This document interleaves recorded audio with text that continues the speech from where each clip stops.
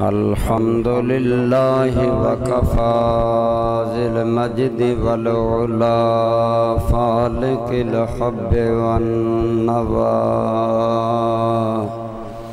خالق الأرض والسماء وما بينهما وما تحت الثرى والصلاة والسلام على سيد الرسل وخاتم الأنبياء سيدنا ومولانا وملجأنا ومأوانا محمد المصطفى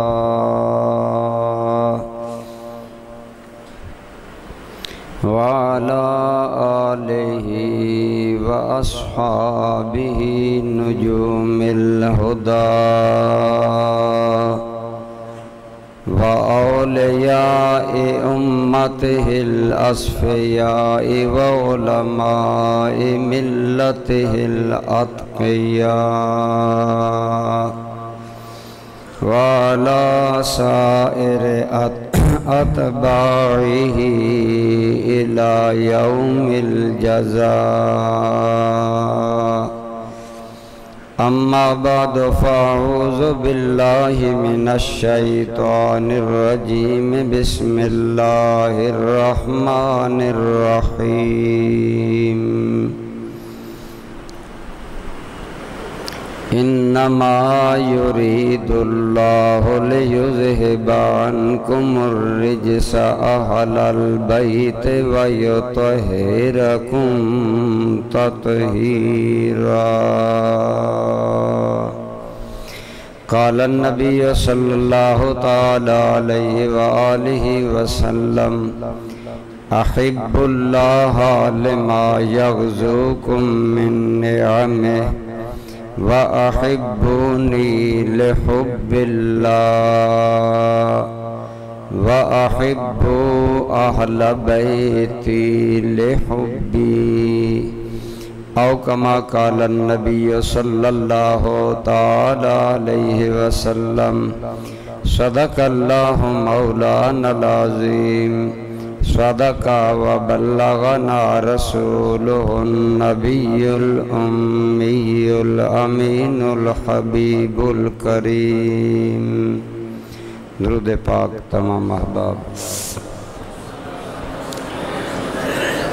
اللهم صل على سيدنا ومولانا محمد وعلى آل سيدنا ومولانا محمد وبارك وسلم عليه الصلاة والسلام عليك يا سيدي يا رسول الله وعلى آلك وأصحابك يا حبيب الله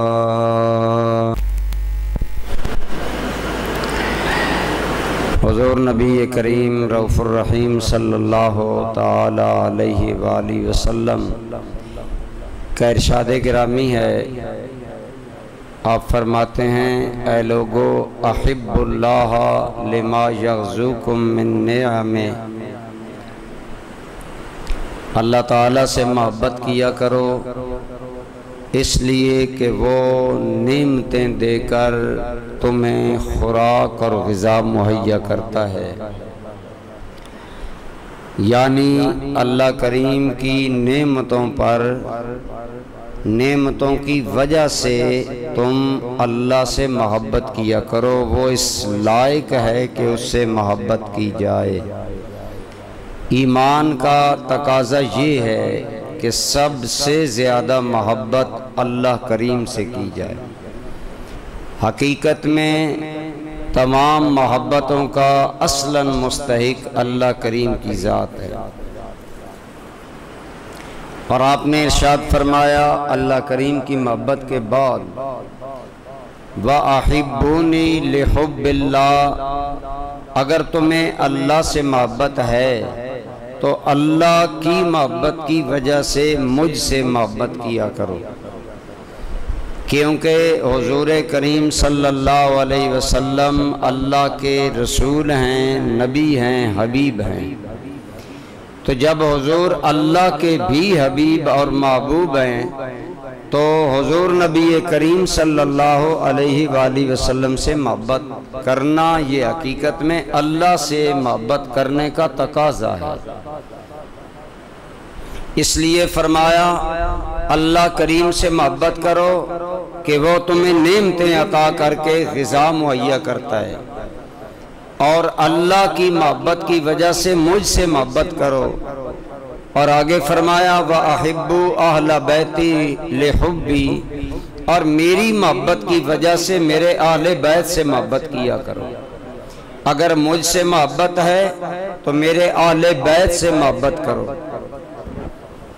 تو اس سے پتہ چلا کہ اہل بیت سے محبت یہ حقیقت میں رسول اللہ سے محبت ہے، اور رسول اللہ صلی اللہ علیہ وسلم سے محبت سچی اسی وقت ہوتی ہے جب حضور کے تعلق والے، حضور کے اہل بیت، حضور کے صحابہ کرام اور حضور سے تعلق رکھنے والوں سے محبت کی جائے، کیونکہ جب آپ حضور کی وجہ سے محبت کریں گے تو اس محبت کے سب سے پہلے مستحق وہ لوگ ہیں جو حضور سے تعلق رکھتے ہیں۔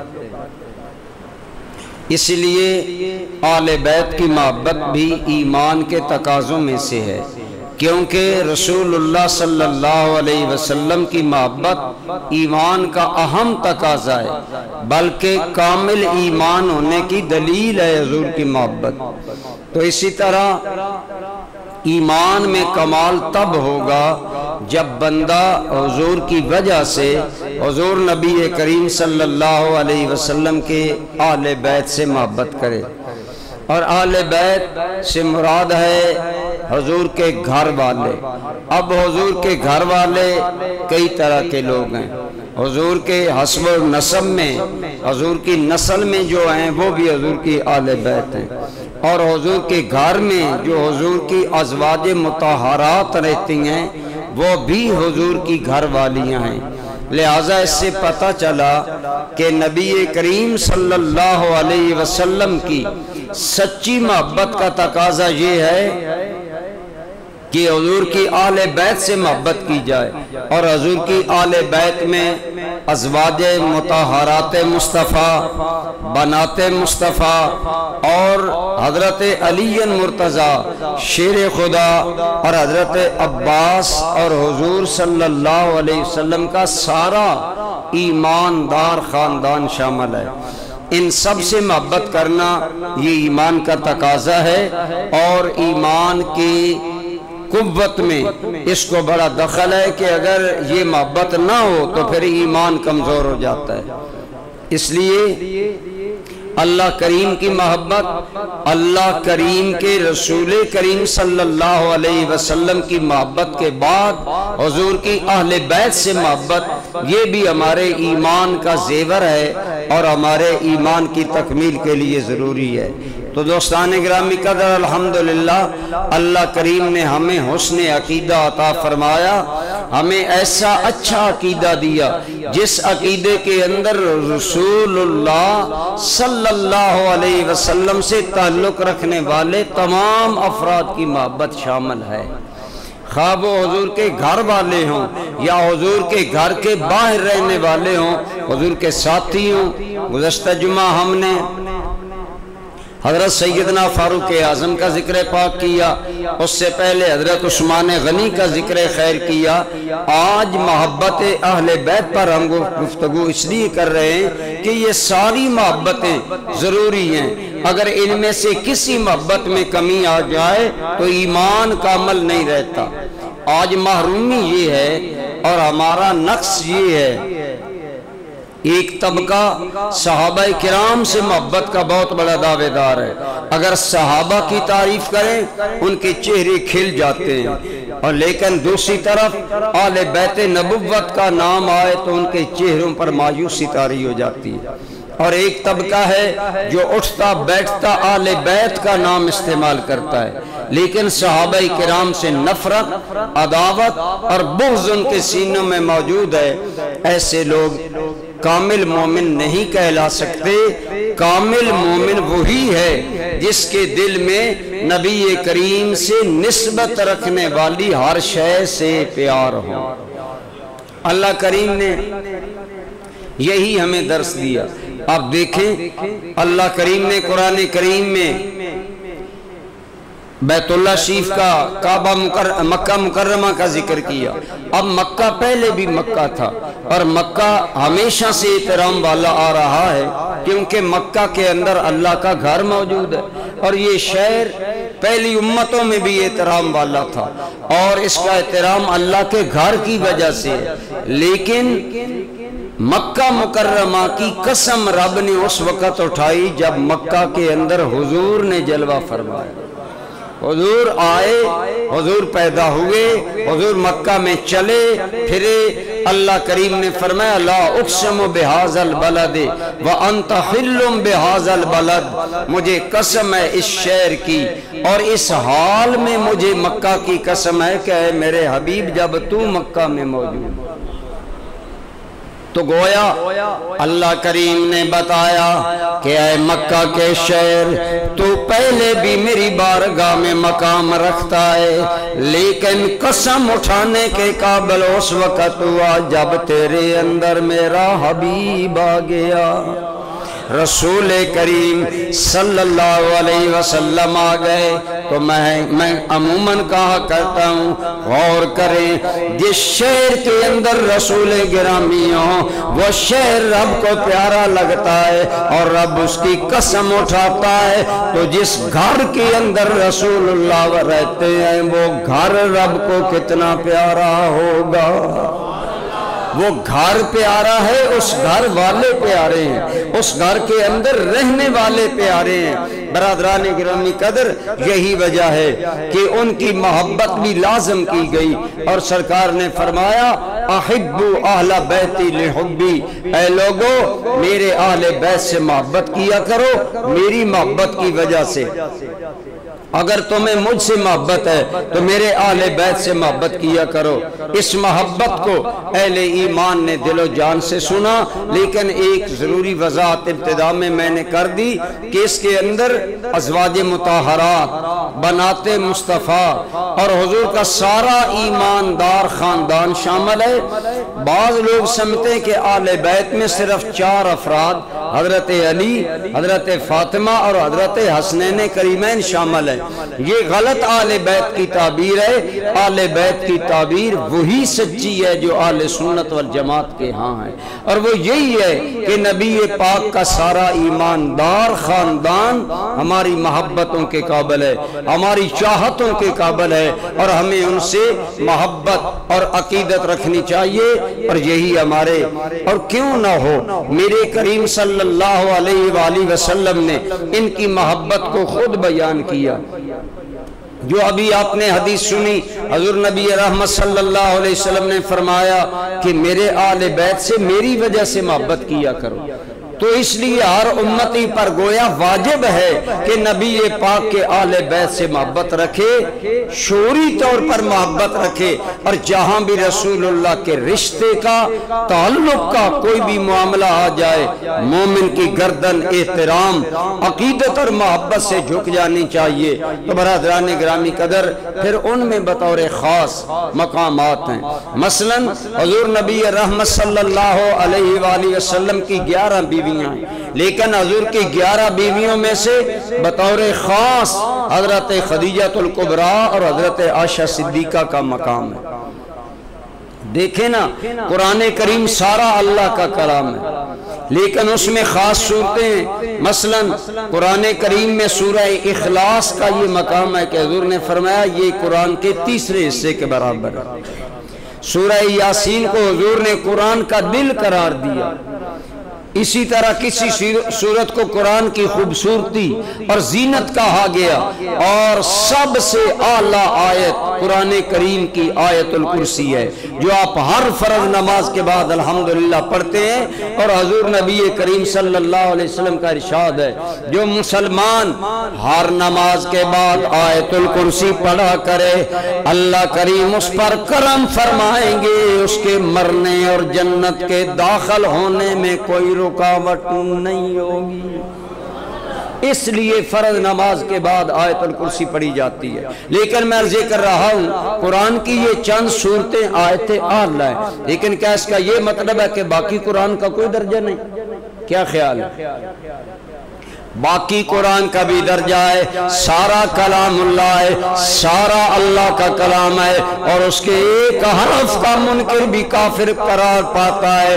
تو جیسے قرآن کے اندر خاص خاص صورتیں ہیں ان کا مقام ہے، لیکن سارے قرآن کو ماننا اور احترام کرنا ضروری ہے۔ اسی طرح نبی پاک کی ساری بیویوں کو ماں ماننا ضروری ہے، لیکن خصوصی مرتبہ اللہ کریم نے خدیجۃ الکبریٰ اور عائشہ صدیقہ کو عطا فرمایا ہے۔ اسی طرح حضور نبی رحمت صلی اللہ علیہ وسلم کی 4 بیٹیاں ہیں، کتنی؟ اونچا بولیں، 4 صاحبزادیاں ہیں، لیکن ان 4 میں سیدہ طیبہ طاہرہ حضرت فاطمہ الزہرا کا مقام یہ ہے کہ آپ نے فرمایا میری بیٹی فاطمہ جنتی عورتوں کی سردار ہے، لہٰذا ان کی فضیلت اپنی جگہ، لیکن باقی تینوں کا انکار نہیں کرنا چاہیے۔ ایمان کا تقاضا یہ ہے ایمان مکمل رکھیں۔ میں کہتا ہوں آج لوگوں نے ایمان خانوں میں تقسیم کر لیا ہے۔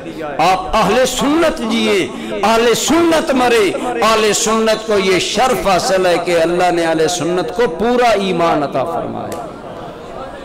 اسی طرح نبی کریم کی ساری بیویاں قابل احترام، ساری بیٹیاں قابل احترام۔ اسی طرح رسول گرامی کے داماد نبی پاک کی 4 صاحبزادیاں ہیں، اور حضور کے 3 داماد ہیں۔ حضرت ابو العاص، ان کے گھر حضور کی بڑی صاحبزادی حضرت زینب تھی، حضرت سیدہ رقیہ اور سیدہ ام کلثوم یکے بعد دیگرے حضرت عثمان کے نکاح میں تھی، جس لیے حضرت عثمان کو ذوالنورین کا مقام ملا، اور حضرت سیدہ طیبہ طاہرہ حضرت علی کے نکاح میں۔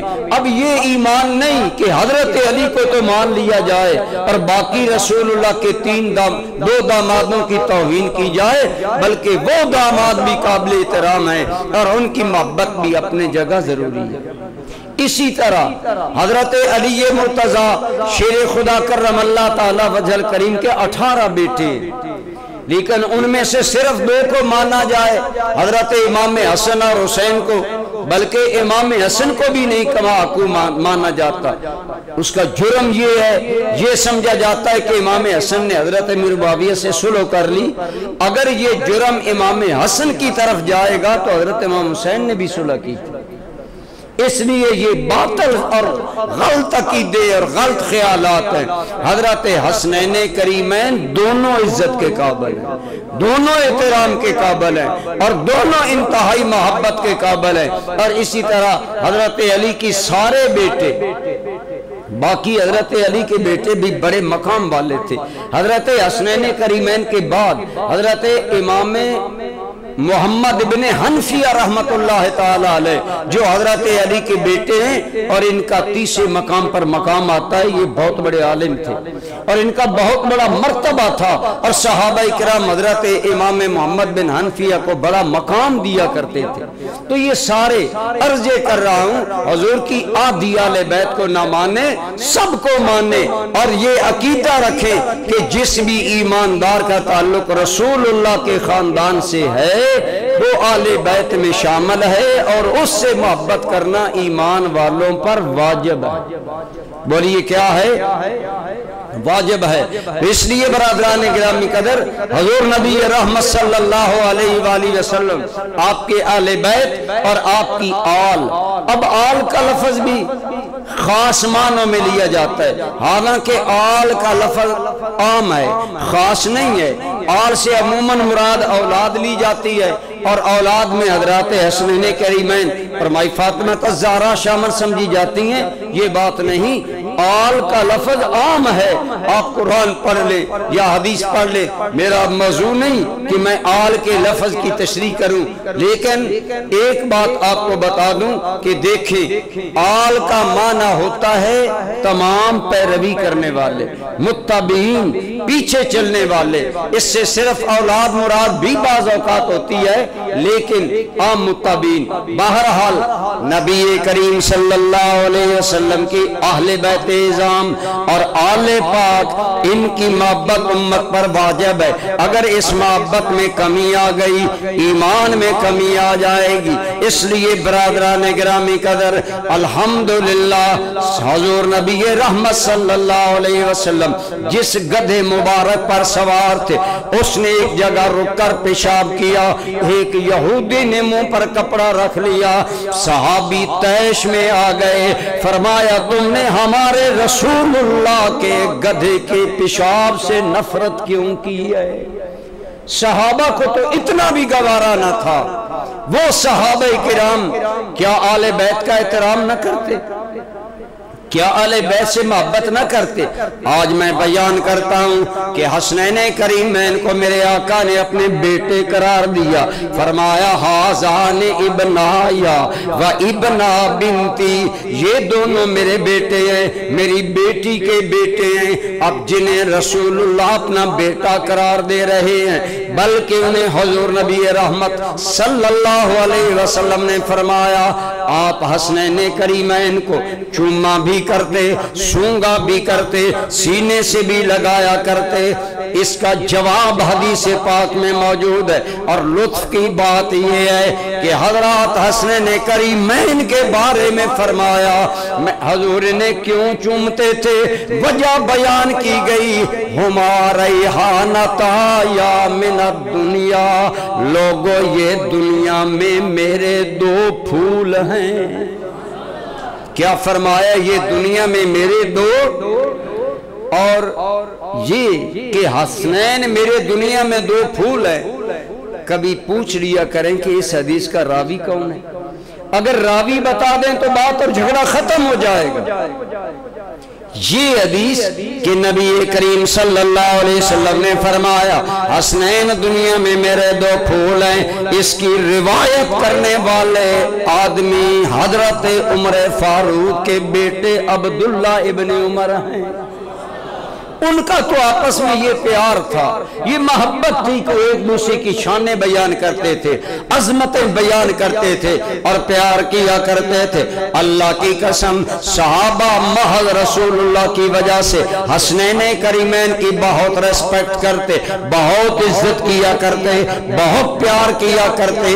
کشف الغمہ شیعہ حضرات کی کتاب ہے، اس کے اندر موجود ہے۔ حضرت علی اور صدیق اکبر مسجد نبوی سے نماز پڑھ کر نکلے، جب باہر نکلے آگے سے امام حسن آ رہے ہیں، امام حسن چھوٹے ہیں، حضرت صدیق اکبر آگے بڑھے اور حضرت امام حسن کو کلاوے میں لیا، اٹھا کر سینے سے لگا لیا اور حضرت علی کو دیکھ کر کہنے لگے اے بھائی علی، حسن تیری تصویر نہیں ہے بلکہ حسن تو مجھے رسول اللہ کی تصویر نظر آ رہا ہے۔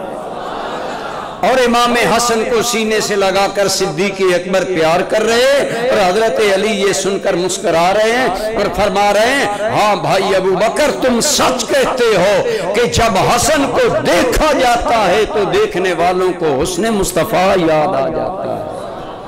حضرت صدیق اکبر صحابہ کرام حضور کی نسبت کا احترام کرتے۔ بخاری شریف میں موجود ہے حضرت صدیق اکبر فرمایا کرتے تھے مجھے اللہ کی قسم ہے ان قرابت محمد صلی اللہ علیہ وسلم احب الی من قرابتی، کہ لوگوں مجھے اپنے رشتہ داروں سے بڑھ کر رسول اللہ کے رشتہ داروں سے پیار ہے۔ یعنی ہمیں اپنے لخت جگر بیٹوں سے بڑھ کر حضور کے بیٹے پیارے ہیں، اپنے اپنے گھر والوں سے بڑھ کر حضور کے گھر والے پیارے ہیں، اور عملاً پھر اس کا مظاہرہ کیا، محبت کر کے دکھائی۔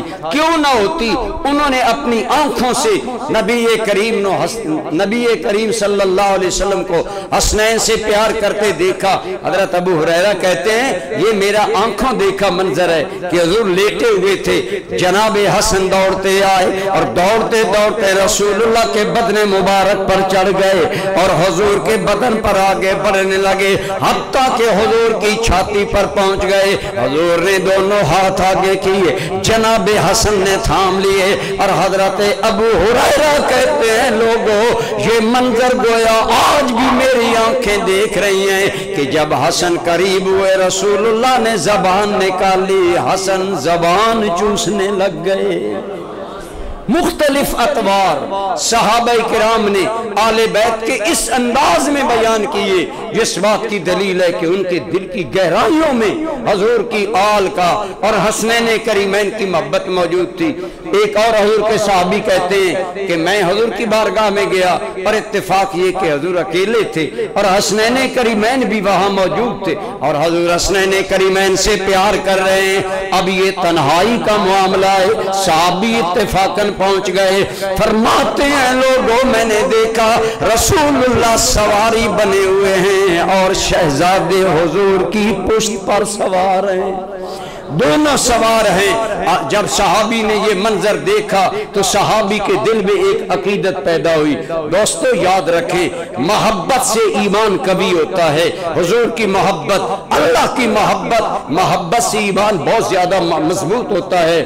الا لا ایمان لمن لا محبت لا، خبردار کان کھول کر سن لو، جس کے دل میں رسول اللہ کی محبت نہیں اس کے دل میں ایمان بھی نہیں ہے۔ تو صحابی نے جب یہ منظر دیکھا کہ ہمارے محبوب سواری بنے ہوئے ہیں، صحابی کے منہ سے بے ساختہ نکلا نعم الجملو، اے سوارو تمہاری سواری کتنی پیاری ہے کہ رسول گرامی تمہاری سواری بنے ہوئے ہیں اور تمہارا دل بہلا رہے ہیں۔ نبی کریم نے صحابی کی یہ محبت اپنی ذات سے دیکھی کہ رسول گرامی حسنین کی سواری بنے ہوئے ہیں، تو میرے کریم نے فرمایا صحابی نعم الراکبان ہما، اگر سواری اعلیٰ ہے تو دیکھو سوار کتنے پیارے ہیں۔ تو خود رسول اللہ کی زبان سے جن صحابہ نے حب حسنین کا درس لیا، محبت حسنین کریمین کا درس لیا، کیا خیال کیا جا سکتا ہے کہ ان کے دلوں میں حضرات حسنین کی محبت نہیں ہوگی؟ آئیے ایک اور حدیث سنیے۔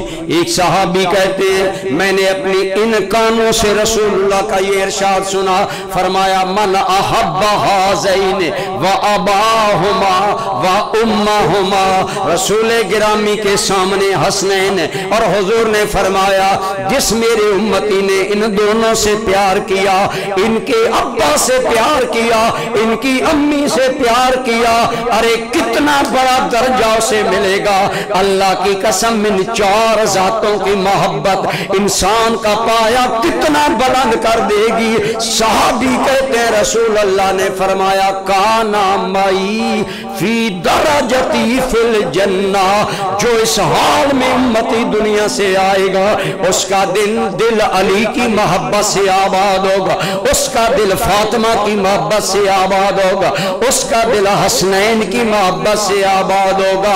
میرا رب فاصلے مٹا دے گا اور وہ میرا امتی جنت میں میرے درجے میں میرے ساتھ ہوگا۔ میں کہتا ہوں اتنا بڑا درجہ محبت حسنین کریمین اور ان کے ماں باپ کی محبت کا کسی آل بیت کے فرد نے نہیں بیان کیا، صحابی نے بیان کیا۔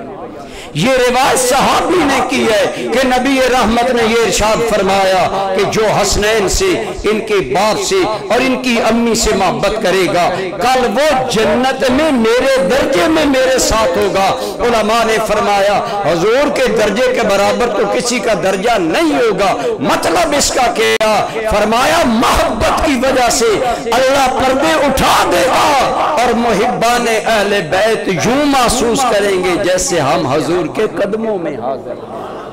یہ قرب ملے گا، یہ بلندی درجات ملے گی، بلکہ بعض نے کہا کہ اعزازاً ان کے درجے بڑھا کر انہیں حضور کے قریب کیا جائے گا، اور یہ درجے عمل کی وجہ سے نہیں، یہ درجے زیادہ تقوی کی وجہ سے نہیں، یہ درجے بڑھیں گے تو حسنین کی محبت کی وجہ سے اور حسنین کریمین رضی اللہ تعالی عنہما کے والدین کی محبت کی وجہ سے۔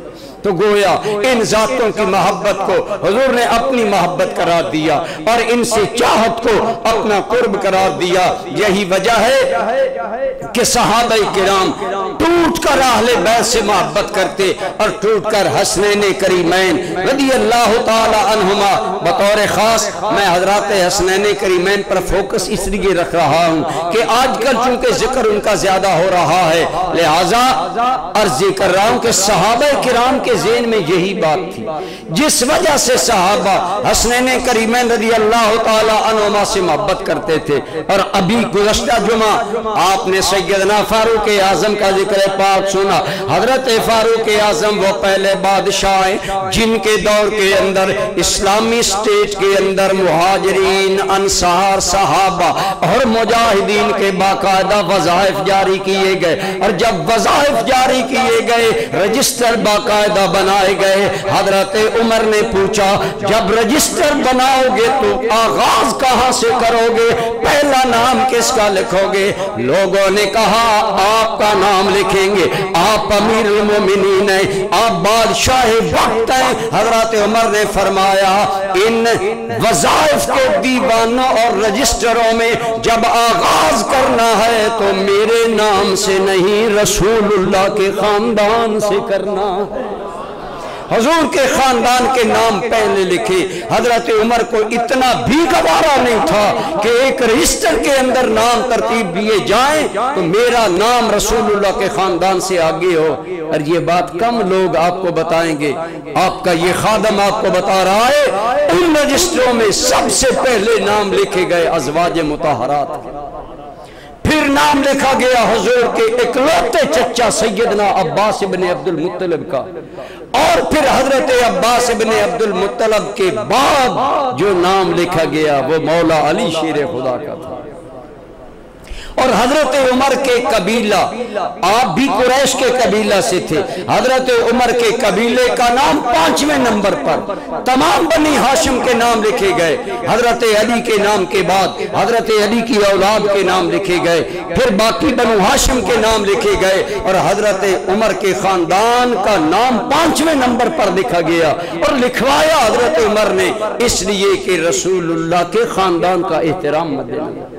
پھر جب وظائف باندھنے کی باری آئی تو ازواج مطہرات کے وظائف زیادہ مقرر کروائے گئے کہ یہ ایمان والوں کی مائیں ہیں، رسول اللہ کا حرم ہے، لہذا رسول اللہ کے احترام ضروری ہے۔ اور یہ بات شاید آپ سن چکے ہوں کہ اصحاب بدر کے پھر بڑے وظائف رکھے گئے، کیونکہ بدری صحابہ نے بڑی مشکل میں حضور کا ساتھ دیا اور ان کو حضور نے قطعی جنتی کہا۔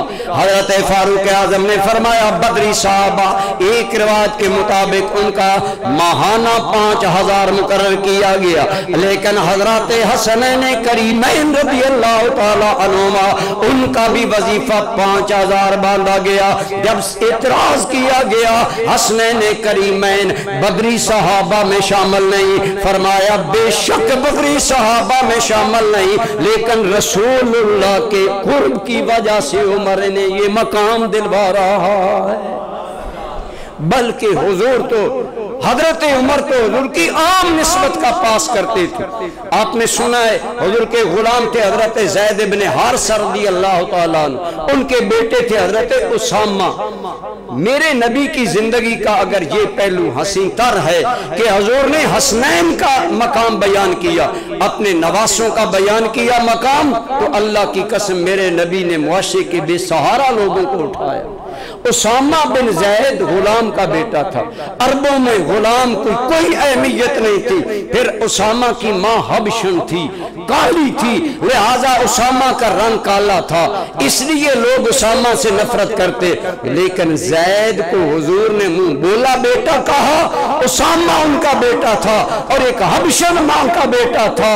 ارے گرے ہوئے کو اٹھانے والے نبی نے اسامہ کو یہ مقام دیا کہ دنیا نے یہ منظر دیکھا کہ رسول اللہ ایک دن اس شان سے آئے کہ حضور کے ایک کندھے پر امام حسن سوار تھے، ایک کندھے پر اسامہ بن زید سوار تھے۔ حضرت اسامہ ان کا وظیفہ بھی حضرت عمر نے زیادہ بنایا، بلکہ اپنے ایک بیٹے سے زیادہ بنایا، تو اس بیٹے نے اعتراض کیا، اسامہ کو آپ نے میرے مد مقابل کر دیا۔ حضرت عمر کا جواب آج بھی تاریخ میں موجود ہے، آپ نے فرمایا تم اعتراض نہیں کر سکتے، تم سے زیادہ اسامہ اور تیرے باپ سے زیادہ اسامہ کے باپ سے رسول اللہ محبت کرتے تھے۔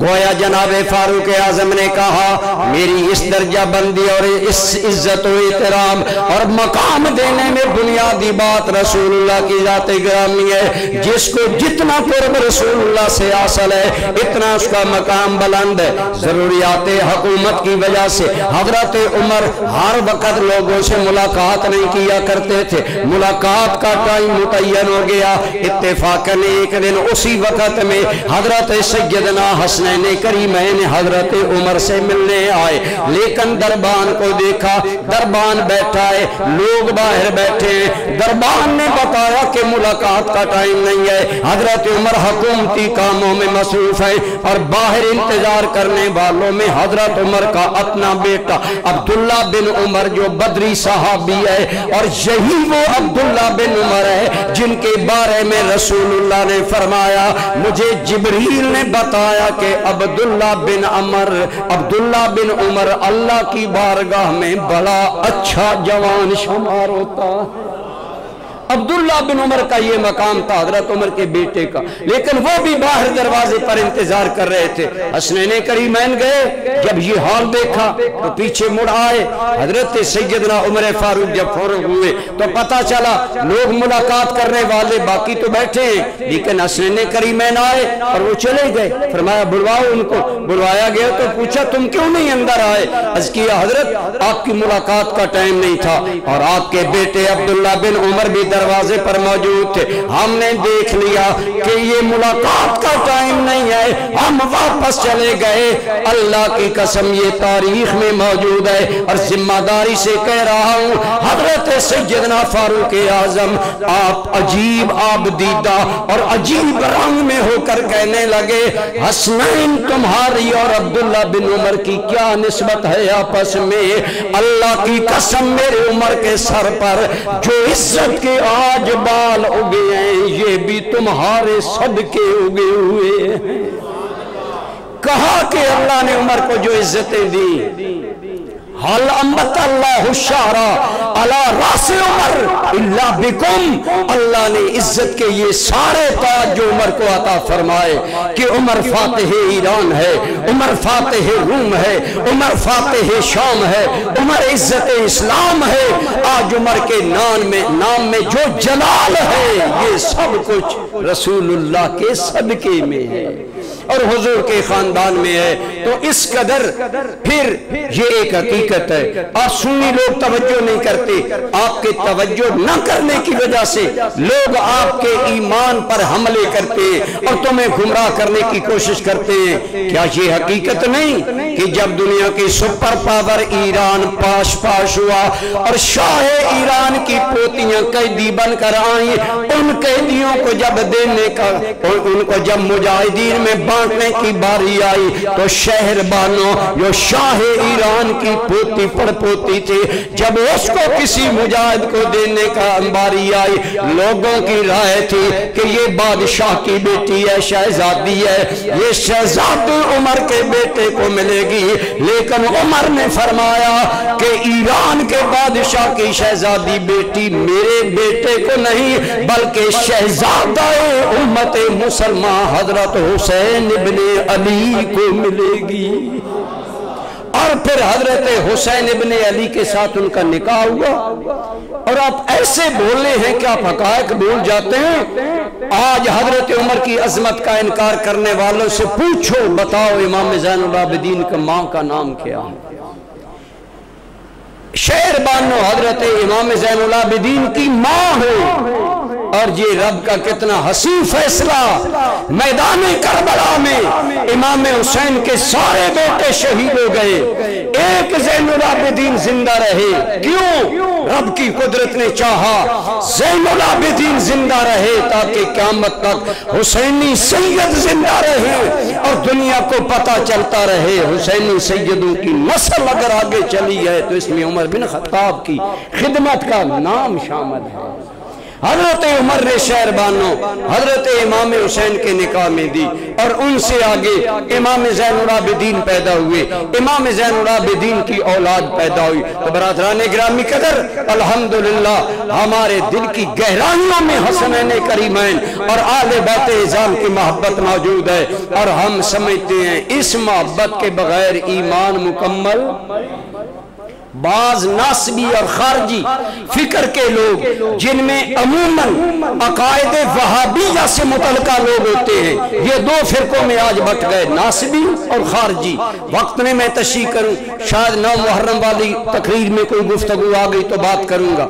یہ عموماً ایک لوگوں کے ذہن میں بات ڈالتے، جہاں پنڈ گادن خان میں مجھے ایک سنی نوجوان پریشان ہو کر کہنے لگا، جی فلاں مسجد میں قاری صاحب لوگوں کو بتا رہے تھے کہ یہ بریلوی جتنے بھی خالص سنی ہوں ان کے اندر سے شیعیت نہیں جاتی، یہ بہتان ہے۔ لیکن سن لو، اگر حب اہل بیت کو شیعیت کہتے ہو تو ہم اقرار کرتے ہیں، مل کر کہو ہم آج بھی اہل بیت سے محبت جو کرتے ہیں، بولو ہم آج بھی اہل بیت سے محبت کرتے ہیں۔ انشاءاللہ یہ محبت قبر میں بھی ساتھ لے جائیں گے، حشر میں بھی ساتھ لے جائیں گے، اور ہمیں اس پر کوئی نہ معذرت ہے نہ ہمیں اس پر کوئی کسی کے سامنے صفائی پیش کرنے کی ضرورت ہے، کیونکہ ہمارے امام اس کا فیصلہ کر گئے۔ ہمارے امام فقہ کے 4 امام ہیں، ان میں ایک امام ہے امام شافعی۔ امام شافعی آل رسول سے بہت محبت رکھتے تھے، بہت زیادہ آپ پیار کرتے تھے۔ آپ کے بارے میں بھی انہی ناسبیوں اور خارجیوں نے یہ مشہور کر دیا، اس لیے سنیو گھبرائے نہ کرو۔ یہ آج کے خارجی اور ناسبی صرف یہ بات نہیں کرتے کہ حب اہل بیت میں شیعیت کی بو ہے، یہ بالکل غلط نظریہ ہے، اور ان خارجیوں اور ناسبیوں کے اندر کی ناپاکی اور خباثت ہے۔ سن لو، ہمارا تو ہمیشہ سے یہ عقیدہ آ رہا ہے۔ حضرت امام شافعی آل بیت سے بہت محبت کرتے تھے، کسی نے یہی بات کی تو امام شافعی نے ایک پورا قصیدہ عربی زبان میں لکھا، اس کے میں 2-3 شعر آپ کو سناتا ہوں۔ حضرت امام شافعی آپ فرماتے ہیں، یا آل بیت رسول اللہ حبکم فرض من القرآن فی القرآن انزلہ۔ اے اہل بیت نبوت، تمہاری محبت شافعی اس لیے دل میں رکھتا ہے کہ جب میں قرآن پڑھتا ہوں تو قرآن مجھے بتاتا ہے رسول اللہ کی آل سے پیار کرو۔ یا اہل بیت رسول اللہ حبکم فرض من اللہ فی القرآن انزلہ۔ اس قرآن میں فرض کی گئی تمہاری محبت۔ حضور نے فرمایا، قل لا اسألکم علیہ اجرا الا المودۃ فی القربى۔ اگرچہ اس آیت کے کئی معنی ہیں، ایک معنی یہ بھی ہے جیسے میں نے حدیث میں بھی پڑھا، میرے کریم نے فرمایا لوگو اگر مجھ سے محبت ہے تو میرے آل بیت سے بھی محبت کیا کرو۔ قرآن کی آیت ہے، میں تم سے کوئی اجر نہیں مانگتا تبلیغ اسلام کا مگر یہ کہ میرے پیاروں سے محبت کرو۔ اگرچہ اس کی اعلیٰ تفسیر یہ ہے کہ اس کا مطلب ہے تمام لوگ اپنے رشتہ داروں سے پیار کیا کرو، اعلیٰ تفسیر یہ ہے اور یہی زیادہ صحیح ہے۔ لیکن ایک قول یہ ہے کہ میرے آل بیت سے پیار کرو، تو جب حضور اپنی ساری خدمات کا معاوضہ آل بیت کی محبت مانگنے تو بولو ہم آل بیت سے محبت کریں کہ نہ کریں؟ یہی بات امام شافعی نے کی۔ آگے فرمایا कफाकुम मिन अज़ीमिल क़द्र अन्नकुम मन लम युसल्ली अलैकुम ला सलात लहू। इमाम शाफी कहते हैं, ऐ अहले बैत नबुव्वत, इससे बड़ी और तुम्हारी अजमत क्या हो कि जो नमाज में तुम पर दुरूद न पढ़े उसकी नमाज ही नहीं होती, उसकी नमाज ही अल्लाह की बारगाह में कबूल नहीं। हमारे नज़दीक अल्लाहुम्मा सल्ली अला मुहम्मद व अला आले मुहम्मद हनफियों के नज़दीक पढ़ना सुन्नत है, इमाम शाफी के नज़दीक पढ़ना फ़र्ज है।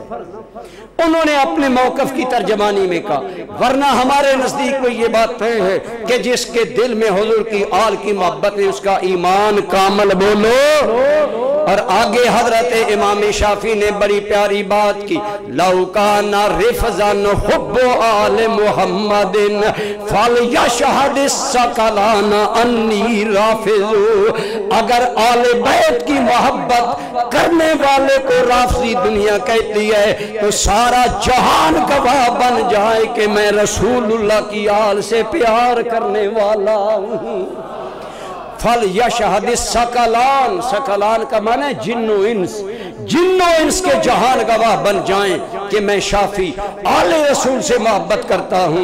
लिहाजा अल्हम्दुलिल्लाह हमारे तो ईमान का जुज़ है हुब्बे आले मोहम्मद या आले रसूलुल्लाह सल्लल्लाहु अलैहि वसल्लम। इसीलिए मैं कहा करता हूँ, हम तो अपनी दुआओं की कबूलियत भी रब से मांगते हैं तो आले रसूल के सदके में मांगते हैं। शेख सादी का ये मशहूर ज़माना शेर है। आज बाज तफजीली शिया और सुन्नी का भेष रखने के बावजूद नमाज सुन्नियों वाली पढ़ते हैं, कहलाते सुन्नी हैं, अंदर से शिया हैं और अकायद में कमजोरी है। वो ऐसी दुआएं अमूमन बड़ी पढ़ते हैं, लेकिन हमें खुशी होती है, इलाही बहके बनी फातिमा के बरकौल ईमा कुनी खातमा। सबसे बड़ी दुआ ये है कि बंदा अल्लाह से मांगे कि या अल्लाह मुझे खात्मा बिल ईमान नसीब कर। और शेख सादी कहते हैं, या अल्लाह मैं तुम्हें फातिमा ज़हरा की आल हसनैन का वास्ता देकर कहता हूँ मुझे खात्मा बिल ईमान नसीब कर। और अगले शेर का तर्जमा सुने। और हमारे शेख इंतहाई मुस्लिह शख्सियत और अजीम अल्लाह के वली शेख सादी रहमतुल्लाह अलैह कहते हैं, अगर दावतम रब कुनी वर कबूल मनो दस्तो दामाने आले रसूल। मालिक अगर तू मेरी दुआ कबूल नहीं करेगा तो मैं आले रसूल का दामन थाम कर तेरी बारगाह में आऊँ। गोया इशारा किया कि ये कबूलियत की ज़मानत है, ये अल्लाह की बारगाह में महबूबियत की ज़मानत है। दुआ करे अल्लाह हमें ज़िंदगी में भी और कल कब्र व हश्र में भी अहले बैत नबुव्वत का दामन नसीब करे।